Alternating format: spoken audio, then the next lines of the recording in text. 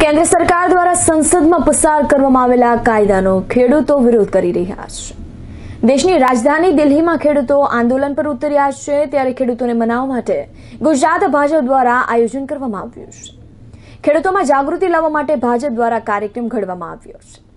खेडूत समर्थक बैठक अंगे माहिती आपता गुजरात भाजपना प्रदेश प्रमुख CR पाटीले कह्युं के आगामी दिवसोमां 700 सम्मेलन योजाशे, जेनी शरूआत आवतीकालथी थई रही छे। बारडोलीमां 100 प्रथम सम्मेलन योजवामां आवशे। हाल खेडूतोने गैरमार्गे दોરવાનો प्रयास पण થઈ રહ્યો છે, જેની સામે ભાજપ દ્વારા સરકારની હિતકારી યોજનાઓ અંગેની માહિતી પણ આપવામાં આવશે। ગુરુવારે સવારે બારડોલીમાં ગુજરાતની પ્રથમ ખેડૂત સમર્થક બેઠક યોજાશે। આ બેઠકમાં 400 ખેડૂત આગેવાનો હાજર રહેશે। પ્રદેશ અધ્યક્ષ CR પાટીલ આ બેઠકને સંબોધન કરશે। આ અંગેની પત્રકાર પરિષદમાં માહિતી આપતા પાટીલે જણાવ્યું છે કે આંદોલનમાં ખેડૂતો નથી, પરંતુ રાજકીય પાર્ટીના લોકો વધારે સંખ્યામાં છે। કિસાનોના હિતના કાયદા વિરુદ્ધ ખેડૂતોને ઉશ્કેરવાનું કામ કોંગ્રેસ સહિતના રાજકીય પક્ષો કરી રહ્યા છે। પાટીલે જણાવ્યું હતું કે રાજકીય રોટલા શેકનારી પાર્ટીઓ ખેડૂતોને ગેરમાર્ગે લઈ જવાનો પ્રયાસ પણ કરી રહી છે। કૃષિ બિલે ખેડૂતોના હિતની વાત છે। દર વર્ષે ખેડૂતોના ખાતામાં 6000 રૂપિયા આવી રહ્યા છે। વચેટિયા પ્રથા બંધ થતા આંદોલનને વેગ આપવામાં આવી રહ્યો છે। મોદી સરકાર ખેડૂતો માટે અનેક લાભદાયી યોજનાઓ લાવી છે। ભાજપ દ્વારા 700 સંમેલનનું આયોજન કરવામાં આવ્યું છે। ખેડૂત જાગૃતિ સંમેલન થકી તમામ ખેડૂતોને તેમના હિતો અંગેની વાત ભાજપના કાર્યકરો અને નેતાઓ દ્વારા પહોંચાડવામાં આવશે, જેથી સરકાર સાહેબની કર્મભૂમિ બારડોલી ખાતેથી પ્રથમ સંમેલન યોજવામાં આવશે। પાટીલે વધુમાં એ પણ ઉમેર્યું છે કે ખેડૂતો કરતા નેતાઓ તેમને ગજગ્રાહટ છીનવાઈ જતા વિરોધમાં આવ્યા છે। વચેટિયાઓ દ્વારા સમગ્ર આંદોલન ચલાવવામાં આવી રહ્યું છે।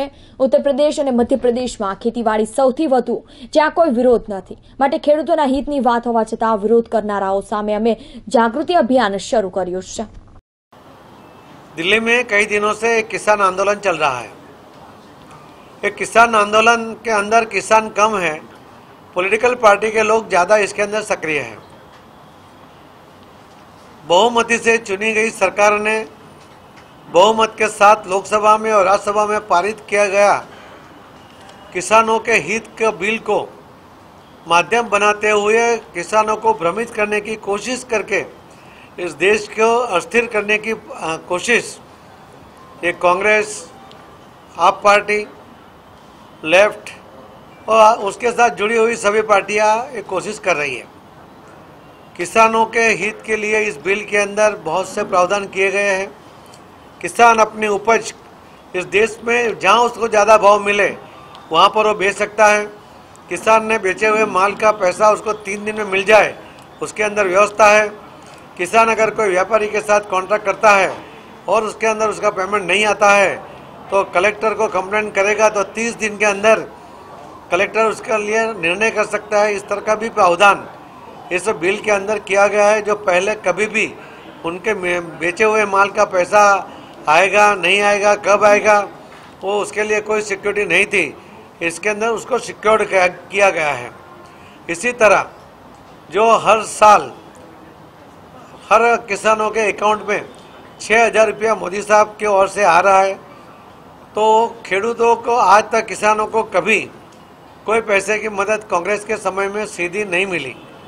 FCI की जो कांग्रेस के समय में जो भी पेमेंट किसानों को होता था वो एजेंटों के द्वारा होता था, यानी एजेंट को पैसा दिए बिना उनको अपना पेमेंट नहीं मिलता था। ये प्रथा भी इस बिल के द्वारा बंद की गई है। अभी FCI सीधा पैसा ये किसानों के अकाउंट में ही डालती है। उसकी वजह से जिन लोगों की दुकान बंद हो गई है वो इस आंदोलन के पीछे ताकत लगा के बैठे हुए हैं। जो कांग्रेस अपने समय में उसने MSP नहीं दी, स्वामीनाथन का रिपोर्ट लागू करना चाहिए ऐसे तत्कालीन प्रधानमंत्री मनमोहन सिंह जी ने लोकसभा में भी कहा था। वो प्रधानमंत्री में से जाने के बाद भी उन्होंने राज्यसभा में यही बात को दोहराई थी। ये सभी बातें इस बिल के अंदर आमेज की गई है।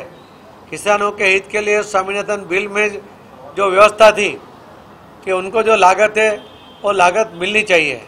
मोदी साहब ने उससे आगे बढ़कर जो लागत है, मान लो उसको 1000 रुपया लागत है तो उसको 500 रुपया मुनाफा के साथ 1500 रुपया मिलना चाहिए। इस तरह की व्यवस्था की गई है। ऐसे अनेक प्रकार के व्यवस्था इस बिल के अंदर किसानों के लिए हुई है, फिर भी किसानों को भ्रमित करते हुए जो एमएसपी के अंदर भी जो लागू करने वाले नहीं है ऐसा भ्रम जो फैला रहे हैं, वहाँ पर भी ये बिल के बाद तुरंत सरकार की ओर से एमएसपी डिक्लेयर की गई थी, भाव बढ़ा के किया था और आज भी सरकार ने कहा कि हम वो लिखित स्वरूप में देने के लिए तैयार हैं। जो किसान नेता है वो तो इस बात को मानने के लिए तैयार है। हमारे जो पार्टियां, बाकी लोग जो शक्तियां हैं, वो उनको आंदोलन बंद करने के लिए इजाज़त नहीं देती।